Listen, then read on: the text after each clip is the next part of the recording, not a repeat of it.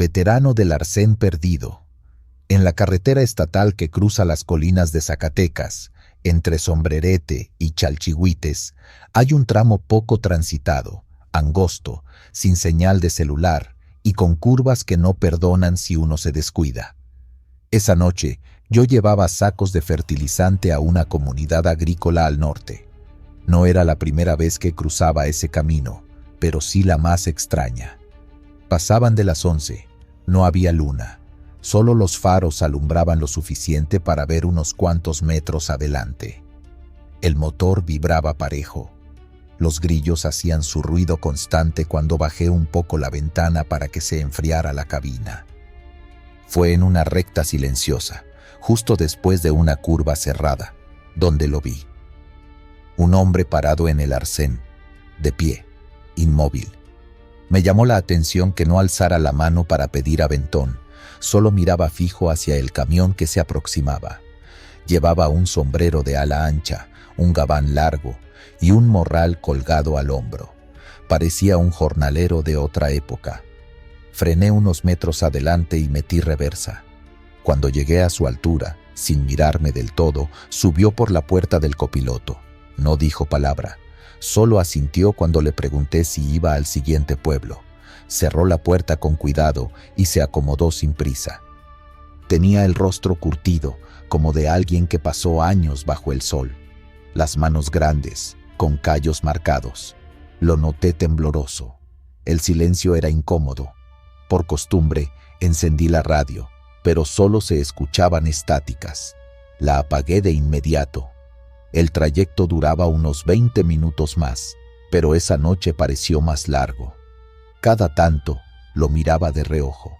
No movía un músculo. A veces parecía que ni respiraba. Hubo un momento en que creí que se había quedado dormido, pero luego vi que tenía los ojos abiertos, fijos hacia adelante. En ningún momento me dirigió la palabra, hasta que, al pasar un letrero despintado que marcaba la entrada al pueblo, dijo algo con voz rasposa. Aquí es. Frené cerca de una calle de terracería. Asentí, pero cuando volteé a verlo, el asiento estaba vacío. Me paralicé. Abrí y cerré los ojos varias veces. Revisé el suelo de la cabina, el retrovisor, incluso la parte trasera por instinto. Nada. No había forma de que se hubiera bajado sin que me diera cuenta. No escuché la puerta abrirse, ni sentí movimiento. Lo único que quedó fue una moneda vieja, redonda y opaca, encima del asiento. La reconocí por las clases de historia de la secundaria, una moneda de la época de la Revolución Mexicana, de esas que ya no circulan. Salí del camión con la linterna. Revisé la calle, los arbustos, hasta me asomé a las casas cercanas. Todo estaba en silencio. No había un alma despierta. Volví a la cabina, tomé la moneda con la mano y sentí un escalofrío helado subir por el brazo. Era como si esa cosa hubiera estado enterrada por años. Dormí en el camión esa noche, no por comodidad, sino por miedo. No podía moverme. Cerré con seguro y dejé el motor apagado. Afuera se escuchaban ruidos extraños, como pasos lentos en la grava, como alguien rascando con una bota desgastada contra el asfalto. Al día siguiente, con la luz del sol encima, me atreví a preguntar a un señor mayor que vendía pan en la plaza del pueblo. Le describí al hombre que había recogido en el camino, sus ropas, su silencio, el sombrero. El panadero se quedó quieto, mirando el horizonte por un momento. «Usted recogió a Lucio», me dijo, «un veterano que peleó en los tiempos de Villa. Dicen que murió en esa carretera cuando quiso regresar a su rancho a pie después de que lo dieron por muerto en batalla». Le mostré la moneda. Él la tomó en sus manos con respeto, casi como si no quisiera tocarla del todo. Susurró una oración breve y me la devolvió. Hay quienes lo han visto, siempre en esa curva, donde lo atropellaron. Aparece cuando la noche está cerrada y no hay más testigos. Seguí escuchando historias parecidas el resto del día. Una mujer me dijo que su abuelo también lo había visto hace años, con la misma ropa. Otro señor comentó que algunos taxistas de la región ya ni se detienen cuando lo ven, porque saben que nunca sube. Solo desaparece si uno se detiene. Regresé por la misma carretera por la tarde. Quería evitar la noche, pero justo al pasar por el mismo tramo donde lo recogí, el estéreo del camión se encendió solo. No tenía ningún disco, no tenía señal. Aún así, comenzó a sonar una marcha militar antigua, como las que usan en los desfiles con trompetas y tambores. Duró solo 30 segundos. Después, silencio total. Bajé el volumen, aunque ya no se escuchaba nada. Cuando llegué al siguiente retén, pedí a los soldados que me revisaran bien el camión. No sabía qué esperaba encontrar. Les conté que alguien había subido sin bajarse. Me miraron raro, pero uno de ellos, joven, con cara seria, me dijo: «No es la primera vez que alguien nos dice eso». Guardé la moneda en la guantera. No por valor, sino por respeto. Cada cierto tiempo, cuando cruzo esa carretera, la reviso. Siempre está ahí, oxidada, fría, y cada vez que la toco, se me entumen los dedos como si fuera hielo. No volví a ver al veterano, pero desde aquella noche, cada vez que paso por esa recta, bajo la velocidad, no por precaución, por si vuelve a aparecer. Porque si algo aprendí, es que hay almas que siguen buscando su casa, incluso cuando ya no tienen cuerpo. Compañero de la radio fantasma. No era la primera vez que recorría ese tramo. Con casi 20 años en el oficio, conocía la ruta de Monterrey a Nuevo Laredo como la palma de mi mano. La autopista podía ser traicionera al caer la noche, pero uno aprende a confiar en el instinto, y en la radio se ve. Es la única compañía en esas madrugadas donde lo único que se escucha es el motor vibrando y el golpeteo del viento contra el parabrisas. Esa noche, sin embargo, había algo diferente en el aire. Un silencio espeso. Ni siquiera los habituales pitidos de los otros camioneros charlando de fútbol, mujeres o mecánicos. Solo la frecuencia 19, encendida pero muda. Eran pasadas las 3 de la mañana cuando lo escuché por primera vez.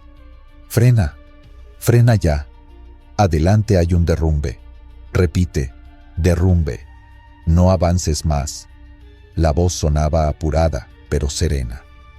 Varonil, algo rasposa, como la de un hombre curtido por el diésel y las desveladas.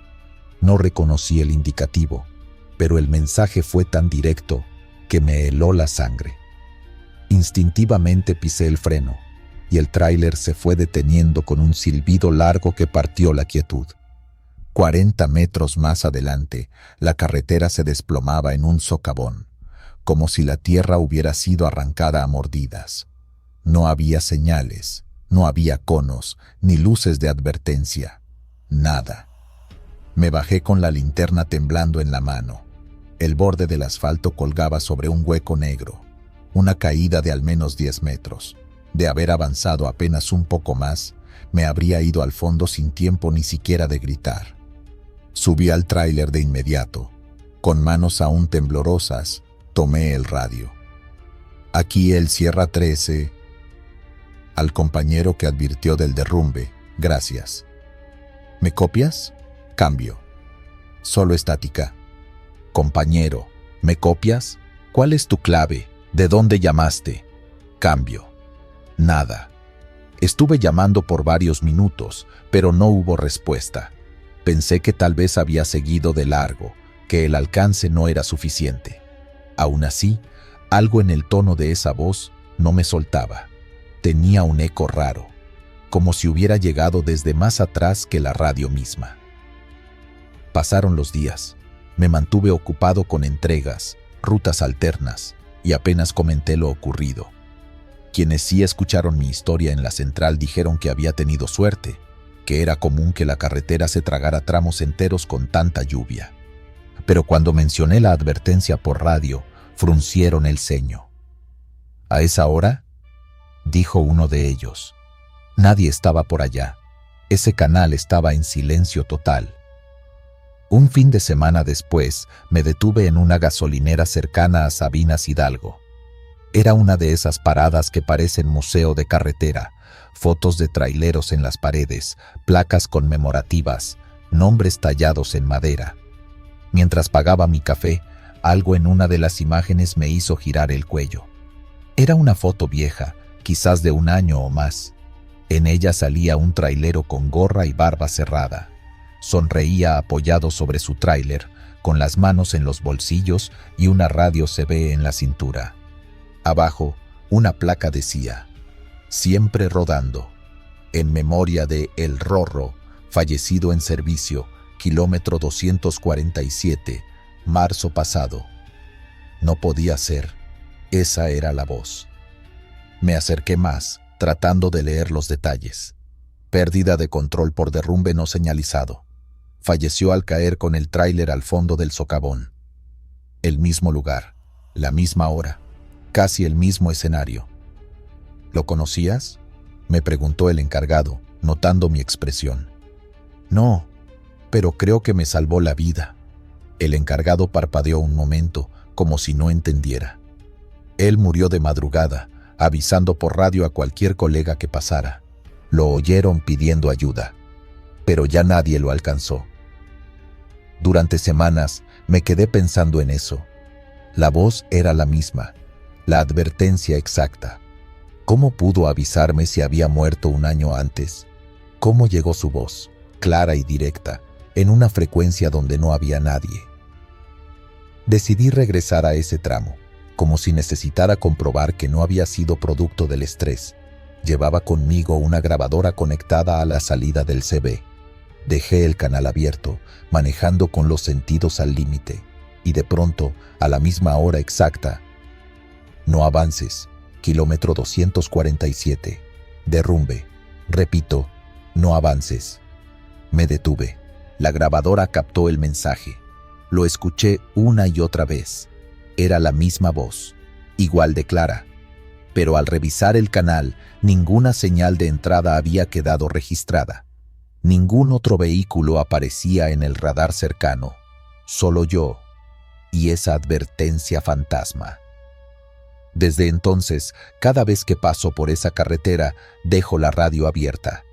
He escuchado esa voz al menos 3 veces más, siempre con el mismo mensaje, siempre a esa hora. Muchos no me creen.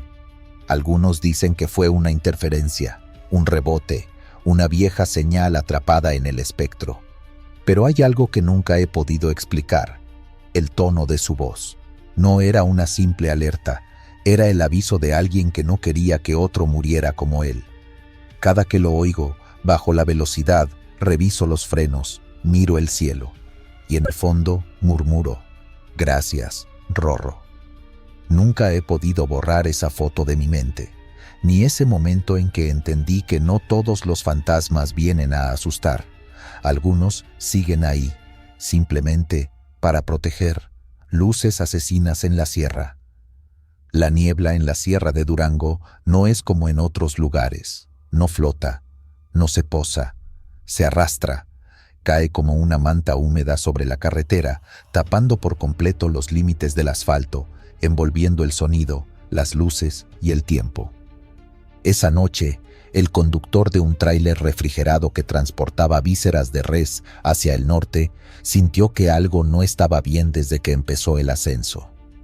Había salido del municipio de Tamazula ya entrada la noche, con la intención de cruzar el tramo serrano antes de que amaneciera. La radio CB crujía con interferencias, y apenas si llegaba la señal de algún corrido lejano. No era la primera vez que conducía por ese tramo, pero algo en la forma en que el aire se metía por las ranuras del parabrisas le pareció distinto. Fue en una curva ciega, ya subiendo al mirador de los altares, donde notó las luces, primero como una luz lejana, luego como un par de faros que se encendieron justo detrás de su espejo lateral. Venían altos, con la intensidad de un tráiler moderno.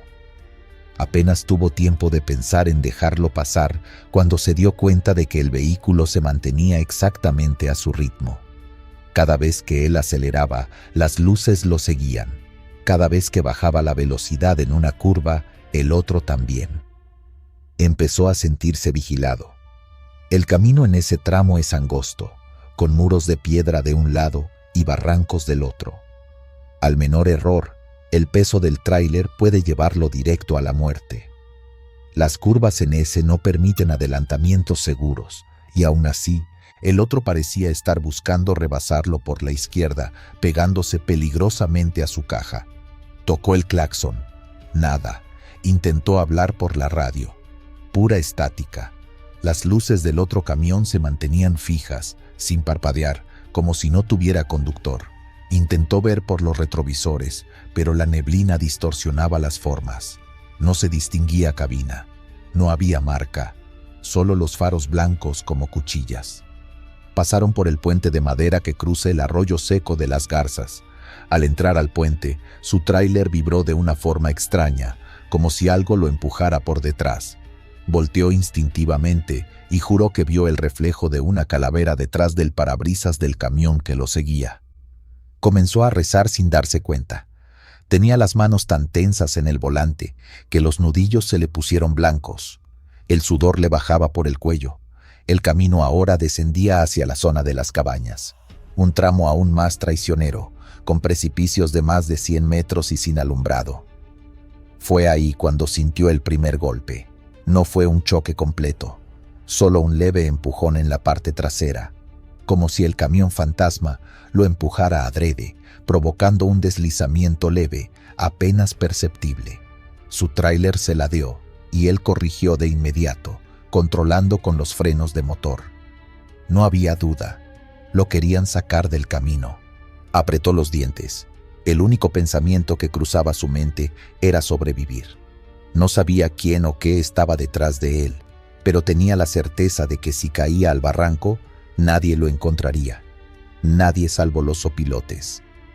Llegaron a la curva conocida como el Diablo Abierto. Se llama así porque varios choferes han muerto allí. Hay una cruz oxidada con el nombre ilegible de algún trailero viejo. El conductor sabía que tenía que tomarla con precisión milimétrica, pero justo al entrar, las luces traseras lo cegaron por completo.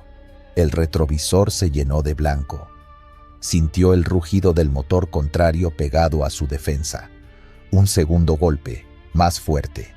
El tráiler entero se tambaleó. Él gritó. Giró el volante como pudo, tirando el freno de motor a fondo, confiando en el peso y en la fricción del pavimento. Un error, uno solo, y todo se acabaría. En ese instante, justo cuando sintió que iba a perder el control, las luces desaparecieron, como si se las hubiera tragado la niebla. No hubo derrape, no hubo explosión, nada. Solo el sonido de su propio motor y su respiración entrecortada. Detuvo el vehículo tan pronto pudo. Bajó tambaleándose, buscando a su perseguidor. Caminó unos pasos hacia el borde del camino. Se asomó al barranco, aún con el corazón en la garganta. Abajo, entre la maleza, distinguió algo, un reflejo. Bajó un poco más, guiado por la linterna de emergencia. Entonces lo vio. Un tráiler oxidado, con la cabina destrozada y parte del chasis incrustado entre piedras.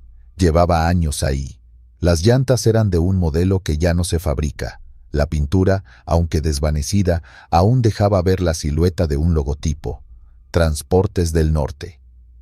El camión era real, había caído hacía mucho tiempo. Volvió a su unidad sin decir palabra. Condujo despacio el resto del camino, con las luces bajas, sin volver a mirar por los espejos. Llegó a la siguiente base al amanecer. No dijo nada al principio. Solo cuando uno de los mecánicos le preguntó por qué tenía la parte trasera hundida, mencionó el incidente. Le contaron que hace más de 30 años, un tráiler de Transportes del Norte había perdido los frenos justo en ese mismo tramo. El conductor no logró frenar en el Diablo Abierto. Cayó directo al barranco, explotando al impactar. Nunca encontraron el cuerpo, solo los restos del tráiler. Desde entonces, varios camioneros aseguraban ver luces siguiéndolos. Algunos decían que solo era el reflejo de la luna en la neblina, otros que era la advertencia de lo que no debía repetirse. Pero a veces, muy pocas veces, las luces se comportaban como si tuvieran intención. Esa noche, el testimonio quedó asentado en el registro interno de incidentes del sindicato de choferes. No hubo investigación, no hubo reporte oficial, solo una frase escrita con tinta azul en una hoja arrugada. No fue un accidente, quería llevarme con él.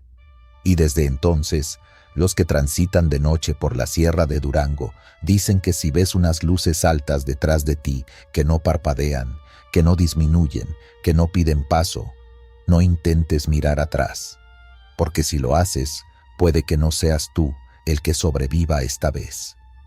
Camino al ayer. Aquel turno me tocó una noche de tormenta cerrada, como pocas había manejado. Llovía con una fuerza desquiciada y cada relámpago parecía partir en dos el cielo sobre las montañas de Guanajuato. Yo iba rumbo a Celaya, cargando insumos mecánicos. Iba con tiempo justo, así que decidí tomar un atajo que conocía desde hacía años, una brecha rural que cruzaba por entre un par de comunidades semidesiertas. No era lo ideal, pero era eso o retrasarme. La señal del GPS se fue apenas me desvié.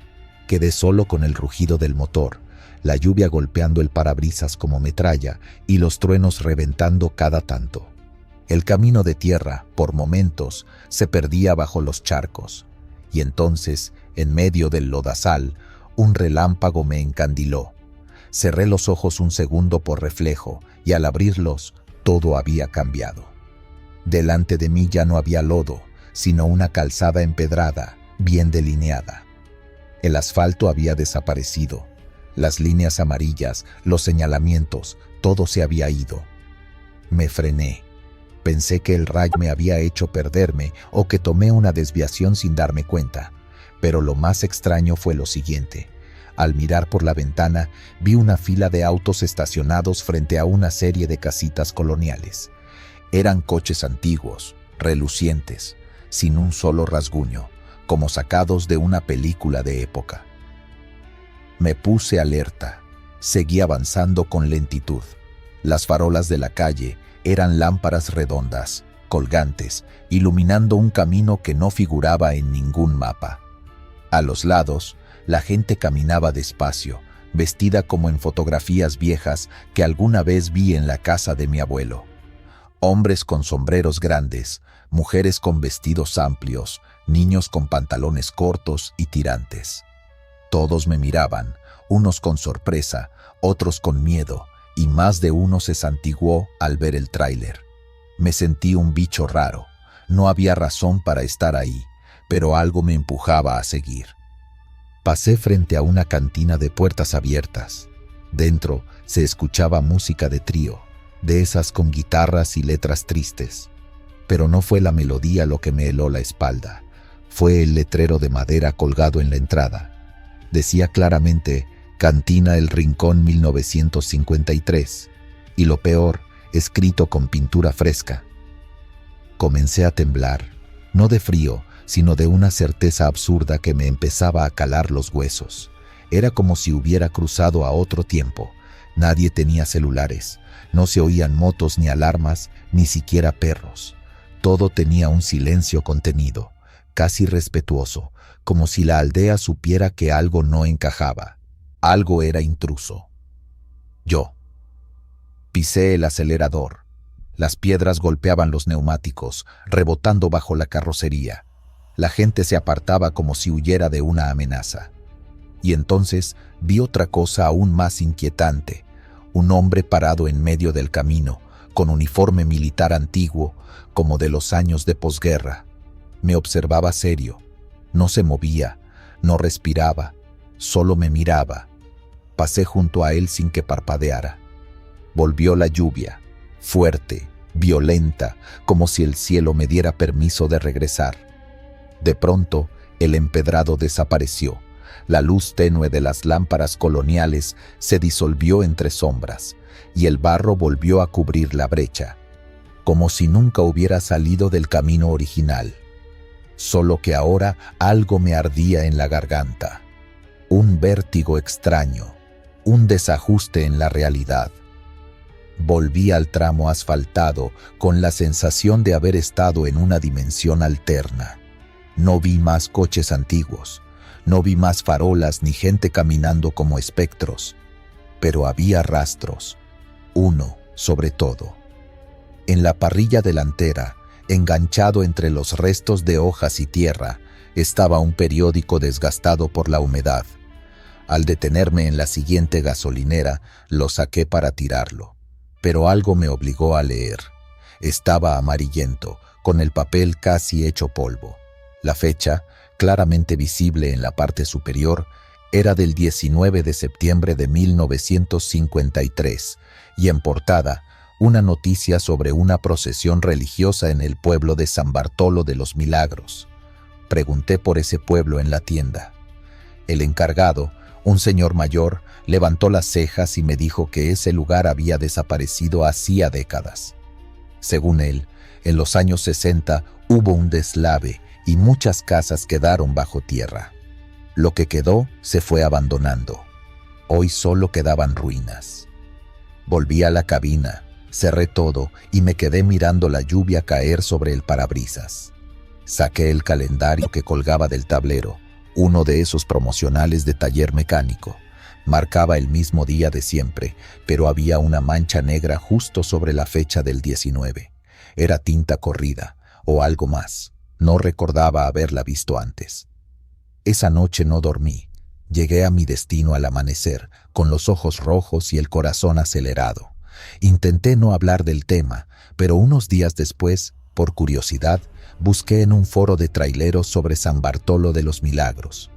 Encontré pocos comentarios, todos vagos, excepto uno. Decía: si alguna vez ven faroles colgando y empedrado bajo la tormenta, no se detengan. Ese pueblo ya no pertenece a nuestro tiempo. Desde entonces, cada vez que voy por Guanajuato y las nubes se tornan negras, prefiero tomar el camino largo. No importa el retraso ni el combustible, porque una cosa entendí aquella noche: hay rutas que no están en los mapas, pero se abren cuando menos lo esperas, y te dejan ver lo que ya no existe. Y si alguna vez regresas por ese mismo atajo, tal vez también encuentres a la gente vestida de antaño. Pero cuidado, no todos los que cruzan ese camino logran volver al presente.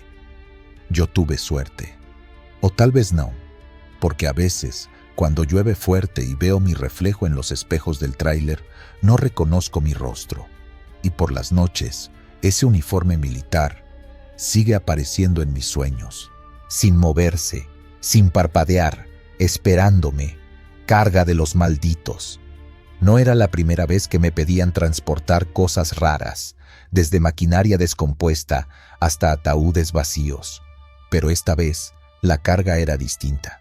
Me llamaron desde Mérida para llevar unas reliquias arqueológicas rumbo a un museo en la Ciudad de México. El contrato estaba firmado por una fundación privada y pagaban bien, así que no hice muchas preguntas. Me mostraron las cajas, bien selladas, numeradas, llenas de etiquetas en inglés y símbolos que no entendí. Estatuillas mayas, me dijeron, piezas de valor histórico incalculable.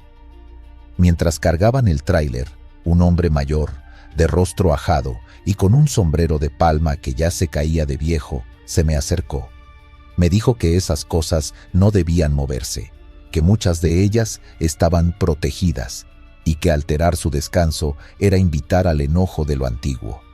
Me reí por compromiso. No era la primera advertencia extraña que escuchaba. Salí al mediodía, con el sol pegando fuerte sobre la cabina. El primer tramo fue tranquilo, pero cuando entré a Veracruz, el ambiente cambió. El cielo se nubló. Una humedad espesa se colaba por los respiraderos y una brisa caliente comenzó a acariciar el parabrisas como si alguien suspirara frente a él. Fue al caer la noche cuando empezaron los sonidos. Al principio creí que eran golpes provocados por el movimiento del camino, alguna caja suelta, madera crujiendo, pero eran rítmicos, como si alguien dentro de la caja de carga estuviera tocando una especie de tambor de piedra. Eran graves y sordos, con una cadencia tan precisa que ponían la piel de gallina. Apagué la música para escuchar mejor. Nada. Encendí la radio CB. Estaba apagada, pero de su bocina surgía un murmullo bajo. Frases entrecortadas. Sonaban como voces humanas, pero ninguna en español. No reconocía las palabras. Una lengua áspera, cargada de eco, como si me hablaran desde un pozo. Aceleré. No quise parar. Cada espejo lateral reflejaba lo que había esperado evitar. Algo se movía dentro del contenedor. No era una sombra, era una silueta, alta, encorvada y de cabeza ancha, como si tuviera un tocado de piedra. A veces veía dos, o más. No distinguía bien porque la noche no perdonaba, pero juro que no era mi imaginación. En el kilómetro 120 encontré una gasolinera con un pequeño parador. No había más que un señor dormido en una silla y una tienda cerrada. Apagué el motor y bajé. Lo primero que noté fue el silencio, tan denso que los propios grillos parecían haberse ido. Rodeé el camión, encendí mi linterna y abrí lentamente las puertas del contenedor. Varias cajas estaban volcadas. Una de ellas, la que supuestamente contenía una figura de piedra, estaba vacía. La estatua apareció a unos 2 metros, erguida, como si alguien la hubiese colocado allí. Tenía el rostro tallado con una mueca que no me gustó nada. Una sonrisa tensa, apenas visible, pero suficiente para helarme la sangre. Tomé aire, volví a acomodarla con dificultad dentro de su caja y aseguré todo con cuerdas. Cerré las puertas temblando y regresé a la cabina. No quise dormir ahí. Seguí manejando toda la madrugada. No lo recomiendo, pero era eso o quedarme escuchando más de esos susurros que salían de la radio apagada. Me acompañaron todo el camino. A ratos parecía que rezaban. Otras veces se reían, en tonos bajos, casi guturales. Y yo no tenía valor para apagar nada más. En un tramo de curvas cerradas, los faros iluminaron un bulto al borde de la carretera. Era un hombre, o eso parecía. Estaba parado, inmóvil, con los brazos cruzados sobre el pecho y una especie de túnica. Al pasar junto a él, me pareció ver que tenía los ojos cerrados, pero en el espejo retrovisor vi otra cosa. Los ojos estaban abiertos y me miraban fijo. Llegando a Córdoba, la radio emitió un chillido tan fuerte que creí que explotaría. Me sangraron los oídos, no exagero. El pitido duró apenas unos segundos, pero me dejó aturdido. Paré de inmediato. Nadie respondió mis llamados por el CB y el celular no tenía señal. Pensé en abrir nuevamente el remolque, pero una fuerza interna me lo impidió. No era miedo solamente, era algo más, como si dentro supieran que yo quería revisar y me retaran a hacerlo. Seguí la ruta hasta el amanecer. Ya cerca de Puebla, sentí que el peso del camión había cambiado, como si lo que llevaba se hubiese multiplicado. El motor comenzó a forzarse en las subidas, pese a que el tanque estaba casi lleno. Las curvas se volvían eternas, y mi cuerpo se entumecía, mi mente también. Pensé que me estaba volviendo loco. Incluso en un momento llegué a pensar en dejar la carga ahí mismo y huir. Pero algo en mí decía que si lo hacía, jamás llegaría a mi destino. Entré al centro del país al caer la tarde del segundo día. Al fin, el museo privado apareció al fondo de una avenida empedrada, un edificio colonial, viejo, con una reja de hierro. Un guardia me esperaba. Bajó, me pidió los papeles y llamó por radio. Mientras hablaba, miré por los retrovisores y allí estaban. No sombras, no siluetas. Esta vez eran ojos, varios. Brillaban entre las grietas de las cajas, algunos rojos, otros dorados. No pestañeaban, me observaban. Y yo no pude ni respirar. Firmaron la entrega. El personal descargó las reliquias sin abrir las cajas, según protocolo. Me ofrecieron un vaso de agua, que no tomé, Solo quería irme. Antes de arrancar, uno de los arqueólogos, un tipo joven con barba y lentes gruesos, se acercó y me preguntó si había sentido algo durante el viaje. No supe qué responder. Él solo asintió, como si no necesitara confirmación. «No son solo piedras», me dijo. «Algunas piezas tienen guardianes, y si se molestan, no basta con devolverlas». Me largué de ahí sin mirar atrás. Al día siguiente, mientras revisaba el camión para otra carga, encontré algo que no debía estar ahí. Un pequeño dije de piedra, en forma de rostro. No tenía ojos, solo cuencas vacías. Estaba en el asiento del copiloto. Lo tiré en la basura del patio, pero cuando subí de nuevo, el dije estaba en la guantera. No lo toqué más. A la semana, vendí ese camión. No volví a aceptar cargas del sur. Y desde entonces, cada vez que enciendo una radio, incluso en casa, escucho por unos segundos un murmullo lejano, como si alguien, en una lengua que no entiendo, siguiera hablándome. Como si no les bastara haber llegado a su destino.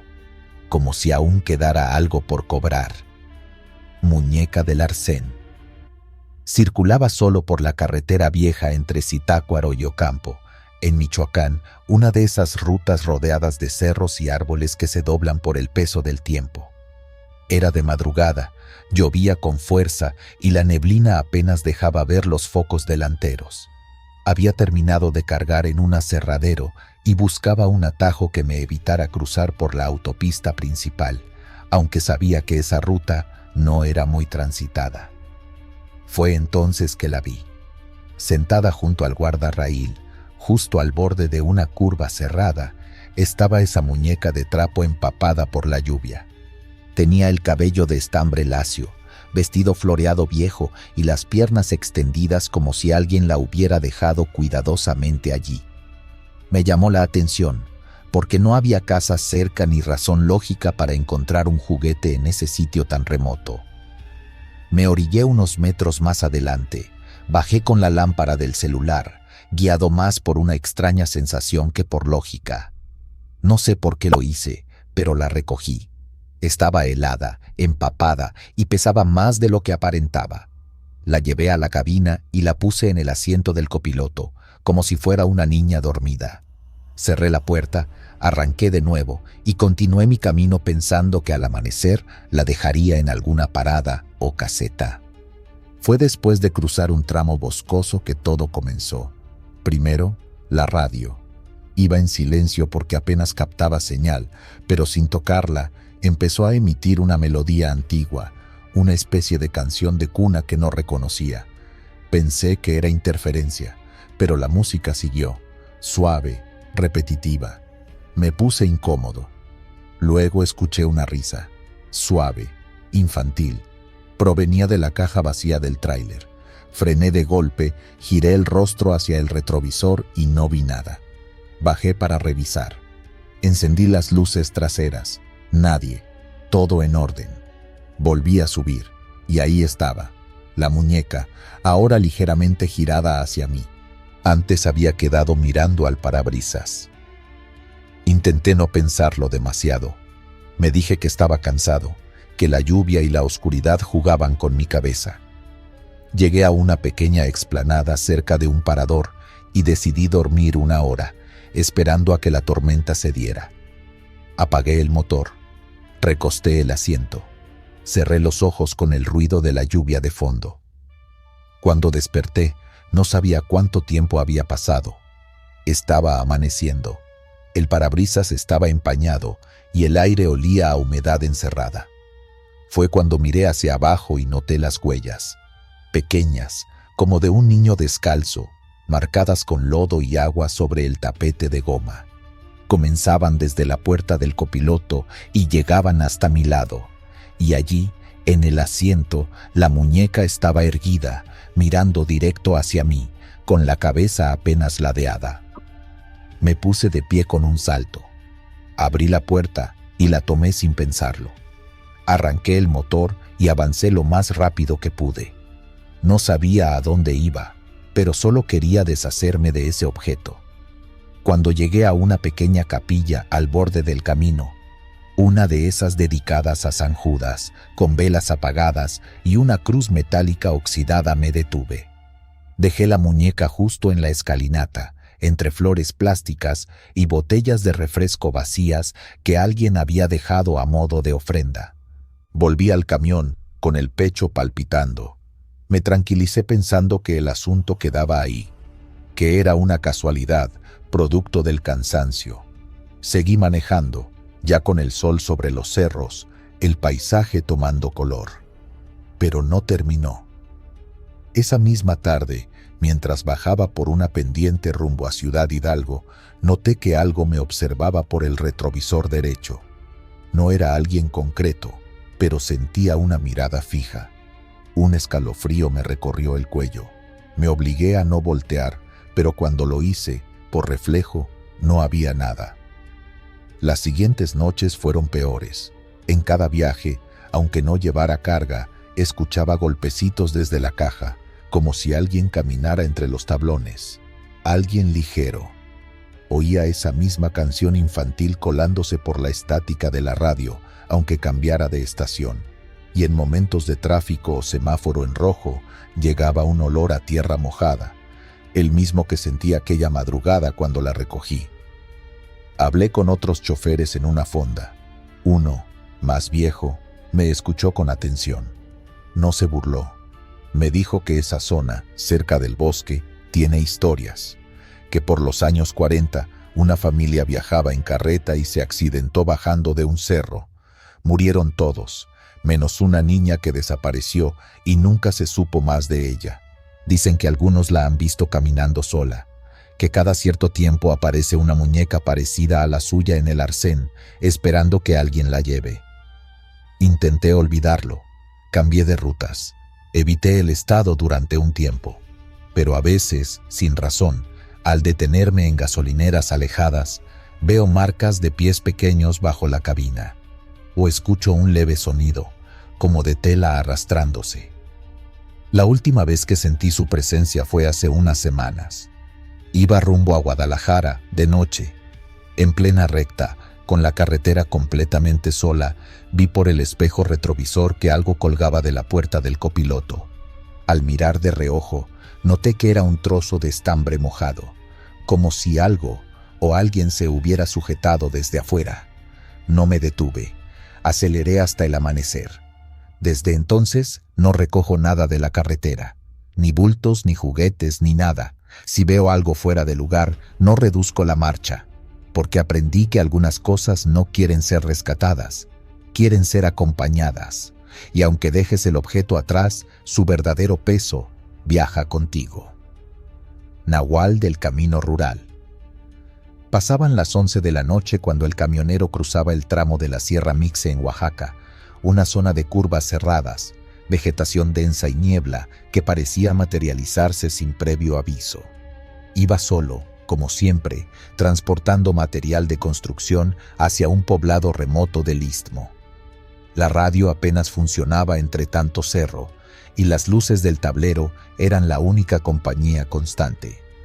Todo parecía rutinario, hasta que, saliendo de una curva, algo se cruzó al borde de los faros.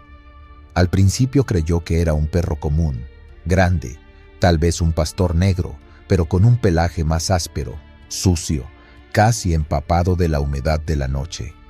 Lo extraño fue que el animal no huyó ni se detuvo. Comenzó a correr paralelo al tráiler, a la altura del tanque de combustible. Mantenía el ritmo con facilidad, sin mostrar fatiga. La carretera tenía muchas pendientes y curvas, pero la criatura parecía no cansarse ni perder estabilidad, como si conociera cada centímetro del terreno. El camionero encendió las luces largas por instinto. Fue entonces cuando lo vio bien.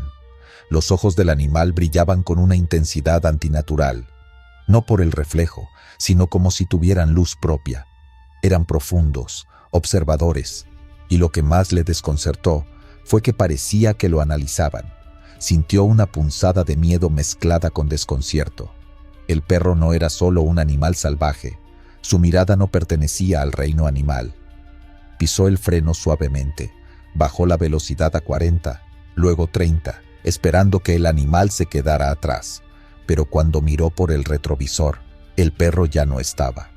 Pensó que se habría metido al monte. Respiró hondo y trató de calmarse.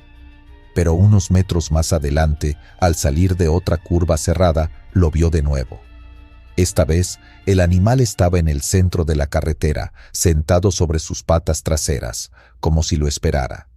Los ojos seguían brillando y, aunque era difícil afirmarlo con certeza, el conductor juró que la boca del perro formaba algo parecido a una sonrisa. Un gesto imposible, perturbador, burlón. Frenó de golpe, sintiendo cómo el cargamento se desplazaba dentro de la caja. El motor quedó en ralentí y el aire comprimido suspiró por las válvulas. El perro no se movía, solo lo miraba. El camionero encendió las luces intermitentes, bajó un poco la ventana y gritó algo, esperando que el animal se asustara. Pero no se inmutó. De pronto, sin aviso, corrió hacia el monte y desapareció entre los matorrales con un salto tan ágil que parecía flotar. Todo volvió al silencio, salvo por el rumor del viento filtrándose entre los pinos. Continuó el trayecto más alerta que nunca. Cada sombra parecía moverse, cada crujido del remolque le ponía la piel de gallina. Cuando llegó al siguiente pueblo, un lugar pequeño, con calles empedradas y faroles de luz amarilla, se detuvo en una tienda abierta toda la noche. Bajó por un café y comentó lo sucedido con el dependiente, un hombre mayor, de acento marcado y rostro curtido por los años. El viejo no se sorprendió. Al contrario, pareció saber exactamente de qué hablaba. ¿Un perro negro, grandote?, le preguntó mientras servía el café humeante. ¿Ojos raros, como si te estuviera mirando por dentro? El camionero asintió. El hombre soltó un bufido y dijo con tono seco: «Eso fue un nahual». Le explicó que en esas tierras se creía que algunos brujos antiguos, sabios de la montaña, podían cambiar de forma. Algunos lo hacían para proteger, otros por malicia, otros simplemente para curiosear. El perro negro era una de sus formas más comunes. Contó historias de viajeros que habían visto lo mismo y de uno que, años atrás, desapareció tras seguir a un animal similar al monte. Nunca lo encontraron. Dicen que cuando el nahual te observa sin hacer nada, es que te está midiendo, agregó el hombre mientras revolvía el azúcar, viéndote por dentro, como quien decide si pasas o no por su tierra. El camionero no respondió. Solo tomó el café con manos temblorosas y regresó al camión. Esa noche durmió mal, estacionado bajo un farol, con la cortina cerrada y un cuchillo de cocina bajo la almohada. El bosque lo observaba, lo sentía. A la mañana siguiente, ya con el sol disipando la niebla, inspeccionó los costados del tráiler por simple curiosidad. En el lodo seco de una de las ruedas traseras, encontró una huella. No era de perro. Tenía forma parecida, sí, pero los dedos eran más largos, como si hubieran querido ser humanos.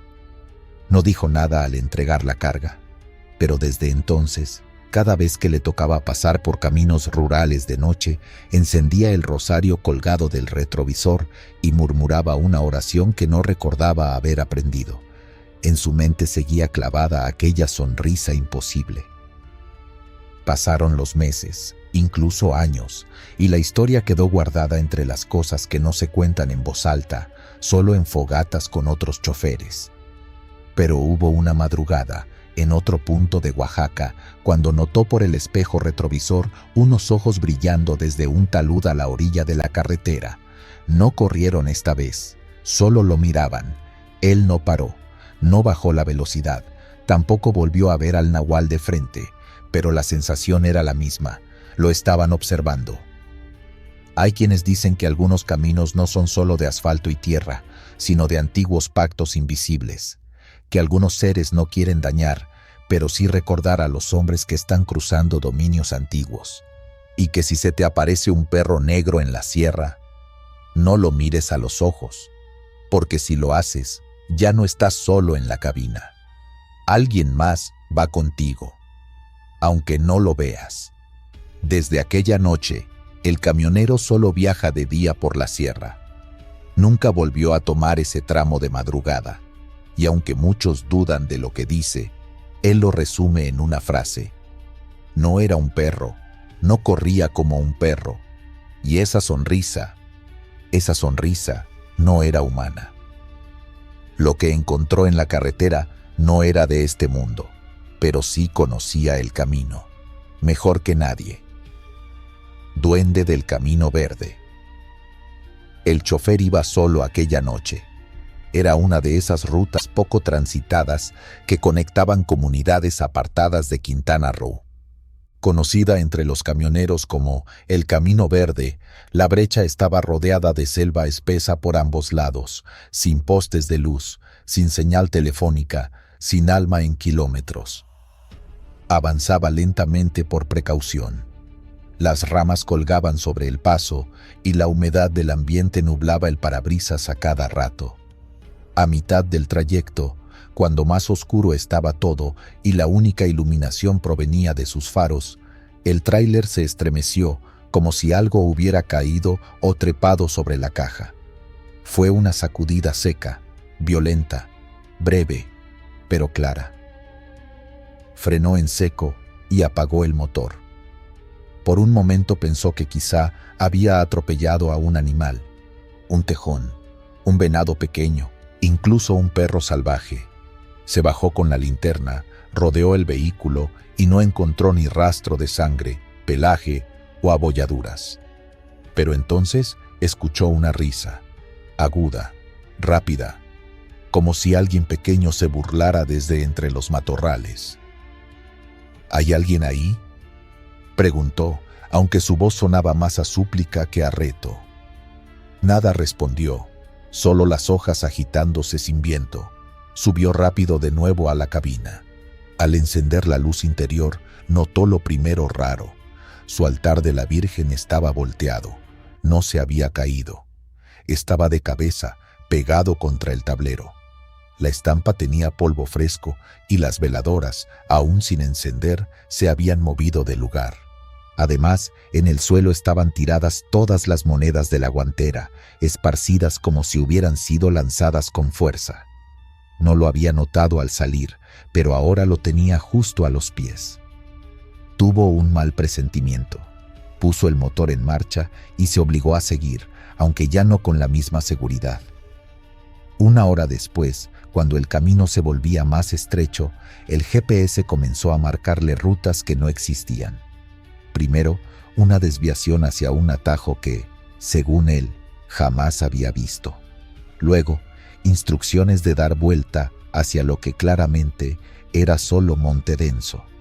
Ignoró las primeras indicaciones, pero en un momento creyó ver luces a lo lejos, como faroles o pequeñas linternas que lo hicieron dudar. Dio un giro brusco y la camioneta comenzó a sacudirse como si estuviera siendo arrastrada por lodo invisible. Pero no había fango, solo piedras y raíces. La carga en la caja trasera crujía, moviéndose, como si alguien o algo jugara con los bultos. El sudor le corría por la espalda. Apagó el GPS. Estaba convencido, no era una falla técnica, no era casualidad. En el sur, entre choferes, se cuenta de los aluxes, seres pequeños del folclore maya. Duendes, entidades antiguas que protegen ciertos caminos, montes o cuevas, y que no toleran que uno pase sin dejarles una ofrenda. Si se les ignora, pueden robar, perder o hasta hacer volcar vehículos. El conductor recordaba uno de esos cuentos que un viejo le había dicho en una pensión de Chetumal. Si los aluxes te hacen travesuras, dales algo sencillo, galletas, tabaco, miel, lo que tengas. No creía mucho, pero esa noche ya no le quedaban dudas. Detuvo el camión en un claro, bajó despacio, buscó una piedra grande junto al camino y temblando, colocó un paquete de galletas abiertas y un cigarro encendido. Lo puso ahí con respeto. No dijo palabra, pero se quedó mirando la pequeña ofrenda durante minutos.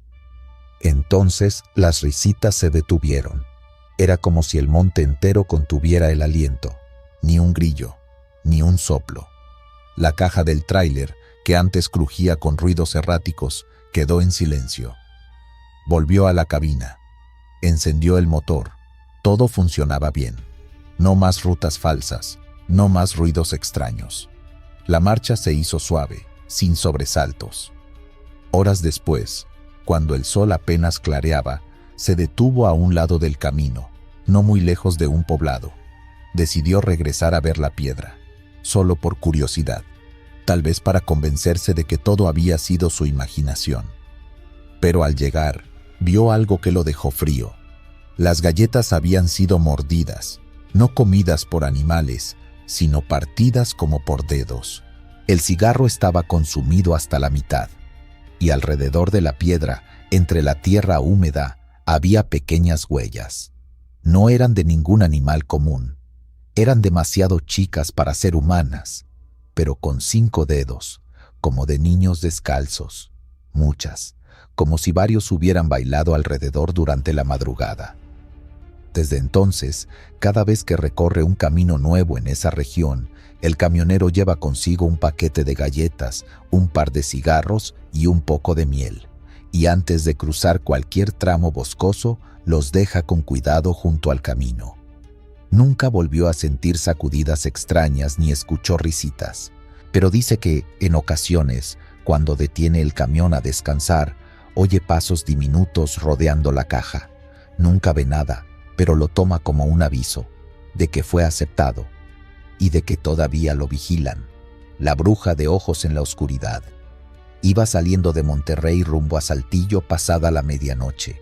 Era un viaje que conocía bien, pero esa noche algo no se sentía del todo normal. El aire estaba raro, denso, como si la carretera estuviera conteniendo la respiración. No había tráfico, solo el rugido del motor y la luz de mis faros recortando la negrura del asfalto. Unos 15 kilómetros después del último poblado, la vi por primera vez. Una lechuza blanca, enorme, posada sobre un poste de luz apagado. Me llamó la atención por el tamaño, parecía más grande de lo normal, y por cómo giró la cabeza con absoluta precisión para seguirme con la mirada. Sus ojos reflejaban el amarillo del tablero como si emitieran luz propia. Pensé que era coincidencia, pero no pasó ni 10 minutos cuando volvió a aparecer, esta vez sobre una señal de tránsito doblada por el tiempo. Mis luces la iluminaron de frente. No pestañeó. Sentí un frío inexplicable que me subió desde las manos hasta la nuca. Volteé el retrovisor por reflejo, esperando no verla detrás de mí. No estaba, pero el malestar ya me había entrado. La tercera vez fue sobre una barda de piedra. Era imposible que se hubiera adelantado tan rápido. Me empecé a poner nervioso, revisando los espejos una y otra vez. No quería frenar, no quería quedarme solo en medio de la nada. Ya no estaba seguro de si era la misma lechuza, pero todas tenían esos malditos ojos amarillos brillando en la oscuridad. Fue en una recta larga, entre 2 cerros, donde ocurrió lo más fuerte. La lechuza bajó en picada directo hacia el parabrisas. No pude esquivarla. Sentí un golpe seco, fuerte, y el vidrio se agrietó de lado a lado. Pero lo peor no fue eso. Fue lo que vi en el reflejo. Por un segundo, lo juro por mi madre, vi un rostro. No era el de un ave. Era un rostro viejo, arrugado, con una boca torcida y ojos humanos dentro del reflejo del cristal. Una expresión de odio puro. Frené en seco. El tráiler chilló sobre el pavimento.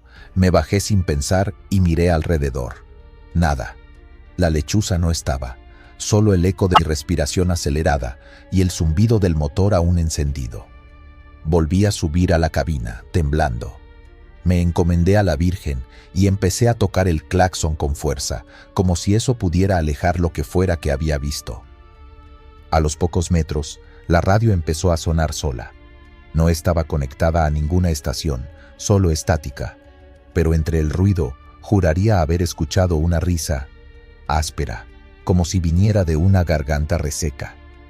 La apagué de golpe, pero no dejaba de mirar los espejos. Me sentía observado. Cada sombra en la orilla de la carretera se movía, aunque el viento estaba quieto. Unos 20 minutos después, sin más incidentes, llegué a un pequeño paradero donde había otros 2 camiones estacionados. Me bajé con el corazón todavía latiendo fuerte y le conté lo que me pasó a un chofer que estaba tomando café en un termo. No se sorprendió, solo asintió y me dijo que ya varios la habían visto, que no era una lechuza cualquiera, que era una bruja. ¿No te fijaste si traía algo colgando del cuello, como un dije de hueso o tela negra?, me preguntó. Negué, pero no dejaba de temblar. Dicen que esa vieja ronda este tramo desde hace años. Se aparece como lechuza, pero no es animal. A veces solo te sigue, a veces se te sube al cofre. Si te mira fijo, es porque te escogió. No dormí esa noche. Me quedé dentro del tráiler, rezando. Al amanecer fui a revisar el parabrisas. Las garras habían dejado marcas reales. 3 líneas curvas y profundas, como hechas con cuchillas. Y en la parte interna del vidrio, donde vi el rostro reflejado, había una mancha que no estaba antes, como si el vapor de una respiración ajena lo hubiera empañado en forma de cara. Decidí llevar el camión a revisión, no por los daños, sino porque no quería volver a pasar por ahí solo. El taller al que fui estaba en un pueblo cercano. El mecánico, un hombre mayor, al ver los arañazos me preguntó si había atropellado algo raro. Cuando le conté, bajó la voz. Esa no es la primera vez. Hace años una pareja de recién casados murió por aquí. El chofer perdió el control. Dicen que una lechuza lo cegó justo en la curva. Desde entonces, siempre es la misma historia.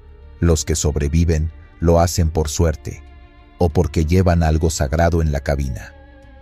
Me recomendó bendecir el camión. No soy muy creyente, pero ese mismo día fui a una iglesia del rumbo. El sacerdote me dio agua bendita y crucé el tráiler por completo. Desde entonces, jamás volví a ver esa lechuza. Pero en cada viaje nocturno, especialmente en esa ruta, mis ojos revisan todos los postes, esperando no verla. El camión aún conserva las marcas, aunque cambié el parabrisas. El recuerdo también. Hay cosas que uno no puede explicar con lógica, pero que se te clavan en la mente para siempre. Aquella noche aprendí que hay rutas donde no estás solo, aunque no veas a nadie, que hay miradas que te perforan desde la oscuridad y que algunos ojos no pertenecen a este mundo. Desde entonces, cargo una medalla de San Benito en el espejo y jamás recojo objetos del camino. Y si en la carretera veo un ave blanca mirándome fijo, acelero, sin mirar atrás. Fonda espectral. Era una noche cerrada sobre la carretera 57, de esas en que la neblina parece salir del asfalto y el horizonte se disuelve en tinieblas. Con más de 6 horas al volante sin parar y el estómago crujiendo desde la última carga en Querétaro, decidí buscar una fonda o cualquier sitio donde pudieran servirme, aunque fuera un café tibio. La radio ya solo transmitía estática y ni un alma se veía en kilómetros. De pronto, entre los matorrales y una curva mal señalizada, apareció una luz cálida. Un letrero colgante, apenas iluminado, decía: «El último refugio». Frené sin pensarlo demasiado. No me importó que el lugar se viera viejo, ni que la pintura del anuncio estuviera pelada por el tiempo. Solo necesitaba bajarme, estirar las piernas y echar algo caliente al cuerpo. Me estacioné a un lado y bajé. La fachada estaba algo torcida, como si el tiempo le hubiera ido ganando la batalla, pero adentro se sentía distinto. Había olor a café recién colado y pan tostado. La puerta rechinó apenas la empujé.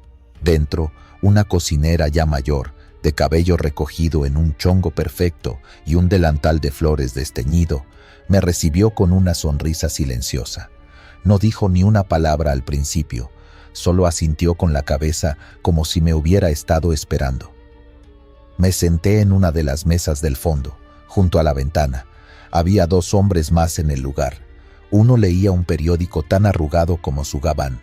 El otro, delgado y moreno, revolvía un café sin beberlo. Ninguno habló. Ni siquiera levantaron la mirada cuando me senté. La cocinera se acercó y sin que le pidiera nada, me sirvió un plato de frijoles con chorizo, unas tortillas recién hechas y un pocillo de café humeante. No recordaba la última vez que una comida me supiera tan bien.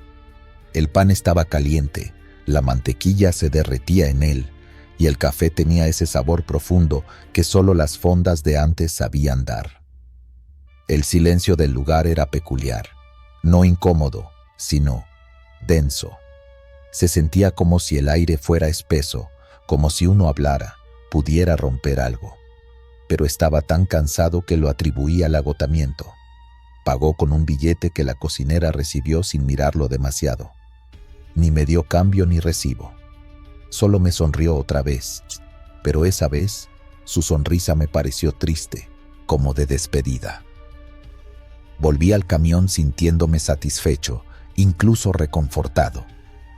Dormí unas horas en una zona de descanso y al amanecer, con los rayos colándose por los espejos del tráiler, sentí antojo de otro café como el de la noche anterior.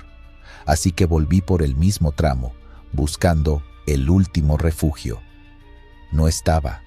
Volví sobre mis pasos, reduje la velocidad. No había señales del letrero, ni luces, ni nada. Donde había estado la fonda, solo quedaban los restos carbonizados de una estructura vieja. El techo colapsado, las paredes negras por el fuego y un letrero chamuscado apenas visible en el suelo. Me bajé, caminé entre los restos. Aún se notaban mesas calcinadas y un mostrador a medio caer.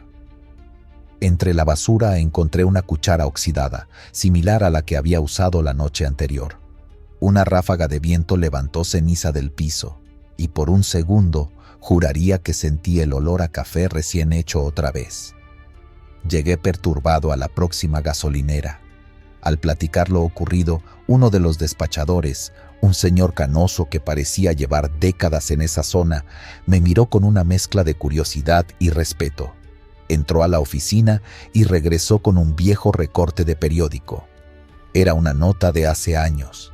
Decía que el último refugio se había incendiado una noche lluviosa, atrapando dentro a sus propietarios y a varios comensales. Nadie sobrevivió.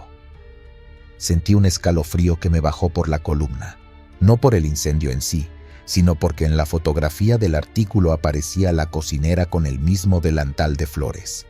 Más joven, pero inconfundible. Y en otra imagen, captada el día del velorio, reconocí al hombre que revolvía el café sin tomarlo. El mismo rostro inexpresivo, los mismos ojos hundidos. No supe qué decir. Me quedé mirando el papel sin poder soltarlo. El despachador me puso una mano en el hombro y dijo con voz grave: «No es el primero al que le pasa. A veces aparece, pero solo a los que van solos, de noche, con hambre y cansancio encima. Como si supiera a quién necesita calidez, aunque sea por última vez». Esa noche, en la cabina de mi camión, soñé con la fonda otra vez. La puerta se abría sola, la cocinera me esperaba con la mesa servida, y los dos hombres al fondo me observaban. Ahora sí, directamente. No decían nada, pero sus ojos hablaban. Era como si me invitaran a quedarme, como si una vez que entras, no quisieras salir. Desperté con el corazón latiendo fuerte, sintiendo todavía el aroma del café. No volví a tomar ese tramo de noche, y cada vez que paso por esa zona, dejo una flor silvestre junto a los restos de la fonda quemada. No por miedo, sino por respeto. Porque sé que, aunque todo lo que vi pareciera imposible, no fui el único. Y tal vez, si hubiera llegado con menos prisa por irme, me habría quedado para siempre.